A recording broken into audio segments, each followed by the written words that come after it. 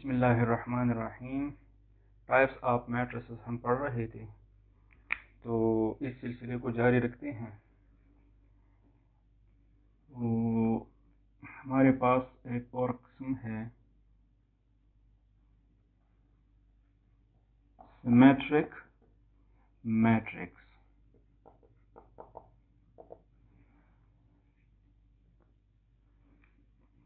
ये हमारे पास एक मैट्रिक्स है जिसके एलिमेंट्स हैं 1, 2 और 2, 4। ए का ट्रांसपोज लेते हैं। A transpose is equal to, ये रोज हम कॉलम्स में लिखेंगे तो ये ए ट्रांसपोज बन जाएगा।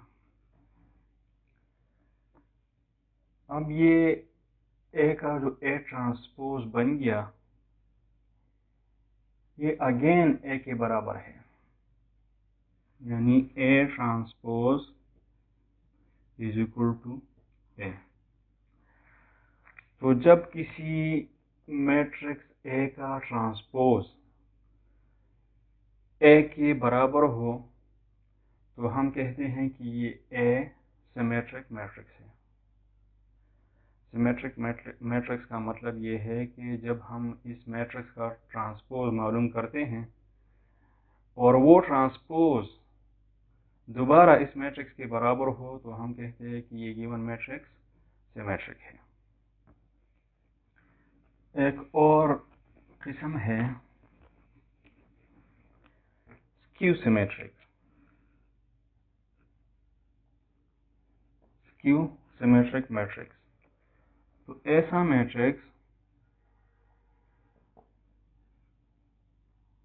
0, -3, 3, 0।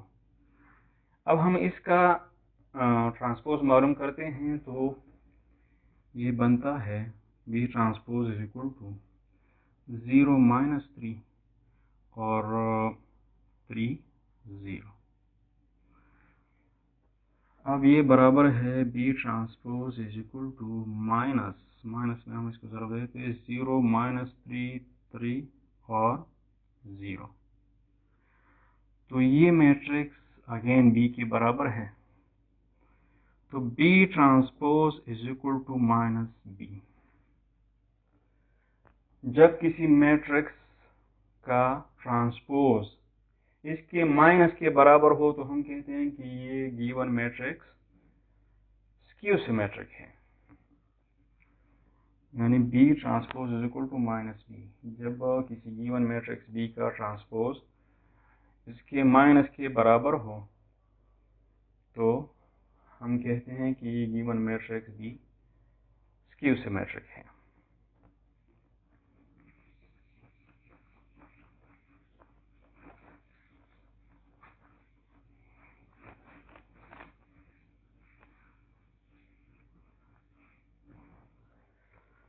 अब एक्सरसाइज पर एक सरसरी निगाह डालते हैं। Exercise number 1.1। एक्सरसाइज नंबर 1.1, इसमें पहला क्वेश्चन है कि which of the following are square and which are rectangular matrices.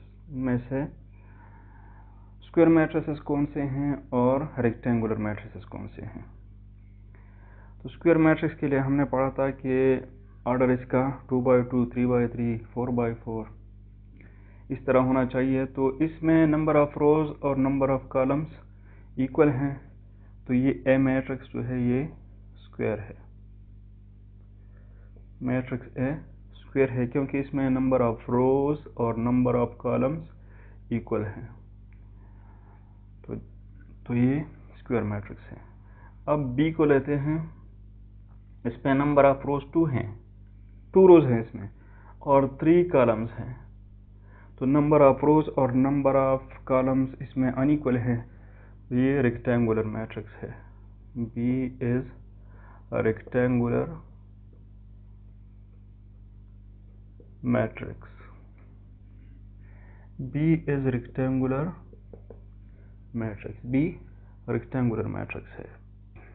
इस तरह ई -3 और 4 इसके एलिमेंट्स हैं। इसमें एक रो है और 2 कॉलम हैं,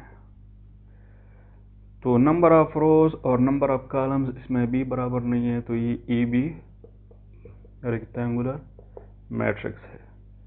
इसी तरह एफ में एक कॉलम है और 2 रोज हैं, 2 रोज है इसमें और एक इसमें कॉलम है, तो इसलिए ये भी रेक्टेंगुलर मैट्रिक्स है, क्योंकि इसमें नंबर ऑफ रोज और नंबर ऑफ कॉलम्स अनइक्वल है। क्वेश्चन 2 है, list the order of the following matrices. In matrices का ऑर्डर लिखिए। तो ऑर्डर ऑफ ए क्या है? Number of rose by number of columns. तो इसमें 2 रोज है और 3 कॉलम्स हैं, तो इसका ऑर्डर है 2/3, 2 rows and 3 columns. Order of matrix B, order of B, तो इसमें 1 रो है और 1 कॉलम है। ये रो भी है और कॉलम ये है, 1 रो एंड 1 कॉलम, तो इसका ऑर्डर है 1/1। इसी तरह order of C, order of C में 2 रोज हैं और 3 कॉलम्स हैं, तो इसका ऑर्डर है 2/3। तो ऑर्डर लिखते वक्त हम सिर्फ इसमें नंबर ऑफ रोज और नंबर ऑफ कॉलम्स लिखते हैं। तो क्वेश्चन नंबर 3 है, if A is equal to this matrix. A एक मैट्रिक्स है, गिव द फॉलोइंग एलिमेंट्स। तो ये एलिमेंट्स मालूम करें। A12, A12 का मतलब है कि फर्स्ट रो और सेकंड कॉलम, फर्स्ट रो और सेकंड कॉलम पर जो एलिमेंट है इससे वो मुराद है। तो फर्स्ट रो ये है और सेकंड कॉलम ये है, तो इस पर ये एलिमेंट है 2, वो क्या है? 2 है। ये एलिमेंट का लोकेशन, पोजीशन मालूम करना है। A23, A23 का मतलब है कि सेकंड रो और थर्ड कॉलम। तो सेकंड रो और थर्ड कॉलम पर यहाँ जो एलिमेंट है वो 0 है। इसी तरह A32, तो यहाँ थर्ड रो और सेकंड कॉलम, तो यहाँ ये एलिमेंट क्या है? 1 है। थर्ड रो है और सेकंड कॉलम है। A43, फोर्थ रो, ये फोर्थ रो है और थर्ड कॉलम, फोर्थ रो है 1 2 3 4, ये फोर्थ रो है और कॉलम 1 2 3 ये थर्ड कॉलम है, तो ये एलिमेंट यहाँ है 6। इसी तरह A13, तो A13 में फर्स्ट रो और थर्ड कॉलम, फर्स्ट रो ये है और थर्ड कॉलम ये है, तो यहाँ एलिमेंट है 4।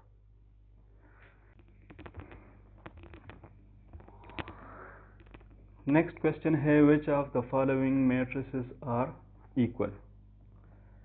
इन मैट्रिसेस में से इक्वल मैट्रिसेस कौन कौन से हैं? तो ए मैट्रिक्स के एलिमेंट्स हैं, मैट्रिक्स ए, इसके एलिमेंट्स हैं 2 5 1 3। मैट्रिसेस की इक्वलिटी के लिए हमने दो बातों का जिक्र किया था। Number 1, order must be the same.